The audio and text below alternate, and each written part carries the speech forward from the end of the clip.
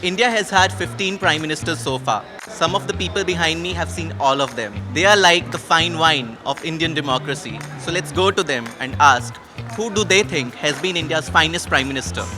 लेकिन मनमोहन सिंह ने जितना फाइनेंशियल देश में डेवलपमेंट किया उतना किसी ने नहीं किया। पंडित जवाहरलाल नेहरू, लाल बहादुर शास्त्री और अपना इंदिरा गांधी सबसे बढ़िया प्रधानमंत्री। मोदी जी हैं, नो डाउट, चारों तरफ छाए हुए हैं और जितना उन्होंने काम किया है मैं उसके आगे झुकता हूँ।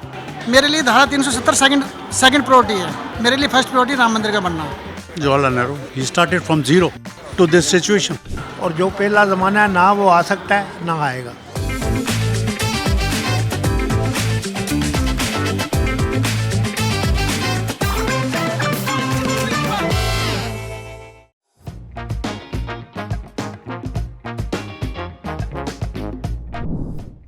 So who do you think has been India's finest prime minister so far?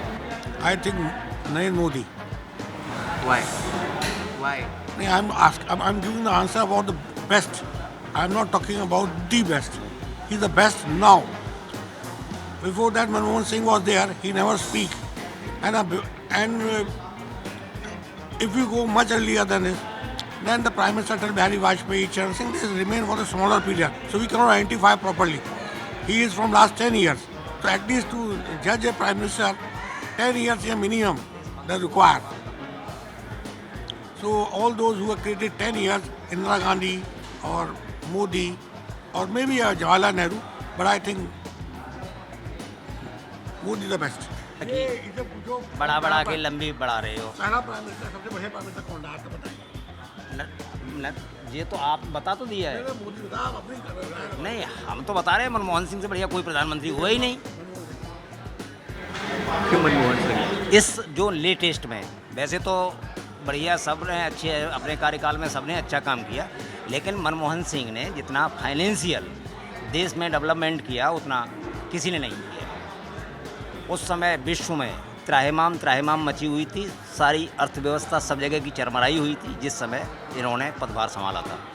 उस समय देश को उससे उबारा था। सबसे बेहतरीन प्रधानमंत्री कौन रहा है आपका? मिस्टर मोदी। Why? मोदी ने देखो विदेशों में भी आज हमारी पूछ है। अभी जस्ट ईरान ने अभी अटैक किया था, तो उसे जब उसे पता लगा कि 15-16 भारतीय इसमें नागरिक हैं, तो उसने तुरंत फ़ोन किया। वो मोदी का जलवा था जो वो कर पाए। पंडित जवाहरलाल नेहरू, लाल बहादुर शास्त्री और अपना इंदिरा गांधी सबसे बढ़िया प्रधानमंत्री और बड़े ईमानदार थे। और आजकल तो भ्रष्टाचार इतना चरम सीमा पे पड़ा हो आजकल का, और जो पहला ज़माना है ना वो आ सकता है ना आएगा। इस वक्त तो मोदी जी हैं, नो डाउट, चारों तरफ छाए हुए हैं और जितना उन्होंने काम किया है मैं उसके आगे झुकता हूँ और मेरे जैसे और हज़ारों जितने भी रिटायर्ड हैं सारे झुकते हैं, क्योंकि उन्होंने काम ही ऐसे किए। Who do you think is the best prime minister of India so far? Narendra Modi. क्यों?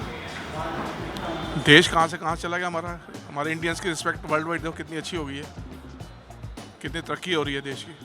एज ए हिंदू हमारे जो 30 स्थान है इतने अच्छे हो गए, इतने पुराने मंदिर इतने अच्छे हो गए हैं, सारे अच्छे कॉरिडोर बन गए। Modi, because he is adding fame to India's glorious history, India's people, in India and outside India, in the whole world. 1980 तक, 1990 तक हमको बहुत शर्म आती थी विदेश में अपने आप को इंडियन कहते हुए, बहुत शर्म आती थी।